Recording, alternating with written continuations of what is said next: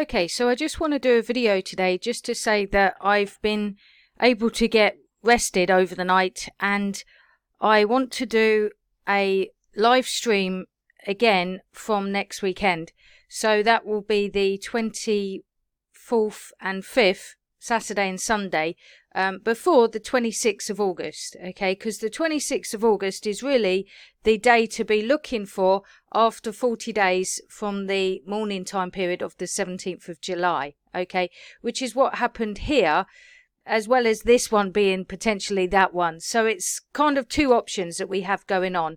So looking back into 2017 at the resurrection point, this is what happened. The moon was turned to red in America, and the sun was darkened 40 days later, and it was actually the Day of Atonement on the Overcomer calendar, which was the 16th of October 2017. Now, in Luke chapter 24, verse 50, Jesus lifts up his hands and blesses the people as he's being carried up. And so that is obviously showing us that that is what a high priest would do when, after making atonement, that they would lift up their hands and bless the people. The atonement was made here, which is a type of 8th day, which is the new day. The first day of the week is the type of 8th day. And this is really what happened after the sign of Jonah. Okay, this completed the first sign of Jonah was the 6th of September. It was the third day on the timeline, and it was also at that point when Jesus gave up his spirit about the 9th hour.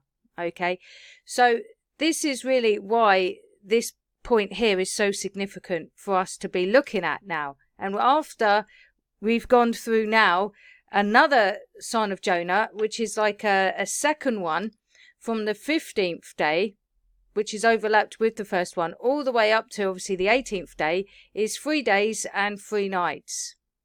Okay. So ever since the 17th of July, we came out of the second sign of Jonah. So when we look at what happens in 2019, we can see that obviously from the new moon day of the 6th month in 2019 is either the 15th or the 16th of August, bearing in mind which one that is on the new moon day. You add 40 days and you get to the Day of Atonement on the 24th of September 2019 on the Overcomer calendar. Okay, so that's using the principle of looking at the new moon day of the 6th month. Now, if the 17th of July is the morning time period to be looking at, then it actually pulls back when the 40-day count begins, because it would begin from the 17th of July plus 40 days would take us to the 26th of August for the prophetic atonement. Okay, I call that the prophetic atonement because it's the 10th day of the 6th month.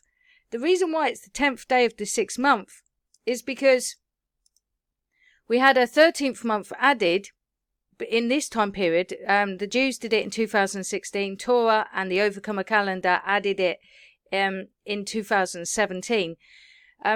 So that's why it's the new moon day of the 6th month. But if this 13th month wasn't added and we just carried on using 12 lunar months for each year, then this would actually be really the 10th day of the 7th month, because adding a 13th month actually pulls the calendar back because it extends it further on by an extra 13th month. So that's why I've called it a prophetic atonement, because had the 13th month not been there, it would actually be the 10th day of the 7th month. So because of this being 40 days after the 17th of July, I'd like to do a reinitiation for the live stream for next weekend. I feel like it would be good for all of us just to have a break during this week. But because this is a Monday, the 26th of August is a Monday, it would be really good just to spend the weekend together, because I know that many of us do get blessed by the live stream fellowship, and I don't want to take that from people, because part of me feels like, I'm depriving people from having the blessing of the fellowship, and I don't want to do that, because, I'm a servant of the Lord, and my role is to serve and to facilitate a place where many of us can come together in the unity of faith. I know that I do need to have a physical break, because obviously, I'm not a full-time, I'm not, I have to work as well part-time, and it has affected my part-time job, doing YouTube ministry. So what I'm trying to say is I have to give and take, with YouTube ministry and my part-time job. Years ago, I was full-time and I didn't have a job at all.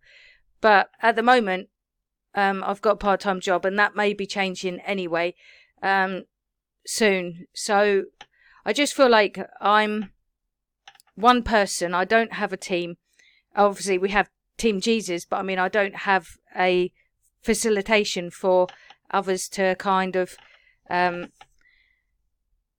take over when I need a break. So what I'm trying to say is, I think it would be good for us to have this break this week, and then on the 24th and 25th, which is Saturday and Sunday, which is most of the time when people don't work, it would be good to meet up then. Now, I know that weekends are difficult for people because people do have, obviously, even still, you still do have family commitments and obviously things and errands that you need to do at the weekend. So I thought if I pulled it back an hour to 6 p.m. British Summer Time, then that might help people to be able to get on with your day if you are in America, and that you'll still be able to maybe have things that you can do.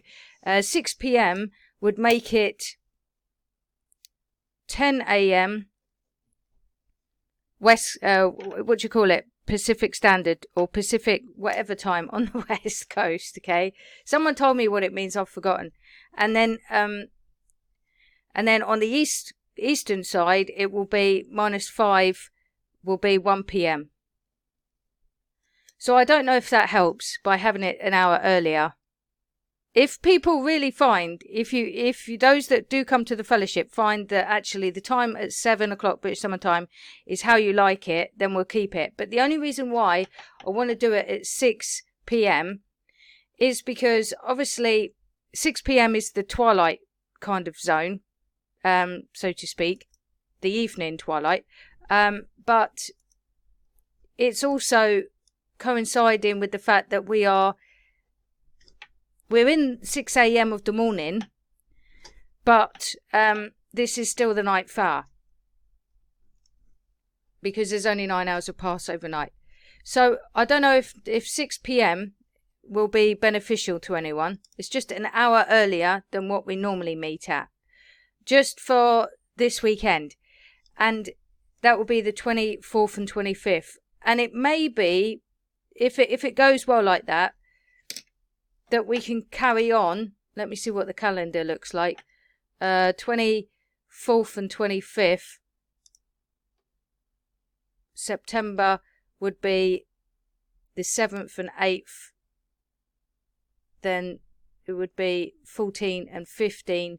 Then 21, 22 before the 24th. Yeah, so we could do every weekend rather than every day, because then at least people that can't get to the live fellowship during the week, you haven't got an hour and a half that you got to catch up on the next day and stuff like that, or in the evening.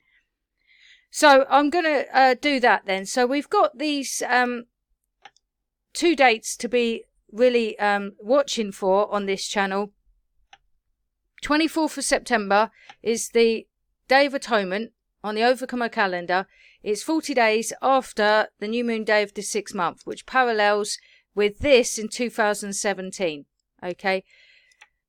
Then we've also got, looking at 40 days after the day begins, the new day begins after the second sign of Jonah on the 17th of July. 40 days after that takes us to the 10th day of the 6th month, which is a type of prophetic atonement day, and that would take us to the 26th of August. So it's the 26th of August and the 24th of September are the 2 dates that, okay, 2 things I want to say. The night hour is when things happen. That's when the Holy Spirit's poured out on the Gentiles. That's when Jesus gave up his spirit. Secondly, it takes Jesus about an hour to get to the disciples on the boat, because he sees them rowing hard when the fourth night watch begins, which is at the night hour. Now it says, and it's interesting that it does give the distance that the disciples are out in the boat, in the water, about 3 to 4 miles. It does take about, on average, us walking speed, about 3 to 4 miles per hour. So if Jesus walks from the mountain, comes down the mountain, goes onto the water, it could take about an hour for Jesus to get to the disciples and enter into the boat. Okay, so this is why we're still in a very imminent time for our Exodus to happen. And, you know, it's either the 26th of August, okay, which is still within the 9th hour, or it's the 24th of September, which is just outside of the 9th hour, because the 9th hour begins as of the 14th of September. So if it takes Jesus about an hour to get to the disciples on the boat, then these two dates are still relevant, and they're still close, okay? And after 5 years of doing this timeline and seeing it progress, we're closer now than we were at least back in 2017, and we're a lot more closer now than we were back in 2016, which was the first morning twilight. Okay, so this was the first morning twilight, this was the second, and we're now seeing when the third is. The third's kind of already happened. The morning has intervened the night early. So that is something to bear in mind. Anyway, I just wanted to do this video to say that I do love you, my brothers and sisters that are on this channel. And I do want to provide a facilitation for you to have the blessing of fellowship. And even though I do physically get tired, I want to provide the spiritual blessing for you to be edified in your faith. And I feel like it's important for me to do that and not pull back completely, because I know that for many of you this fellowship is a real highlight of your spiritual walk and of your day. So if we meet together as of the 24th and 25th at 6 p.m. British Summer Time, I will put a little thumbnail up so that people can remember, then that will be great. And I just pray blessing over everybody this week, that you will be refreshed and blessed, and that maybe even you'll be able to have a few days just to recap over on things that we've shared in the fellowship. And just a quick reminder that all the songs that we play on the live stream are all in a playlist on my channel, okay, which is #1 Worship 2019. Okay, so that's all in a playlist on my channel. God bless you, everybody. Have a great weekend.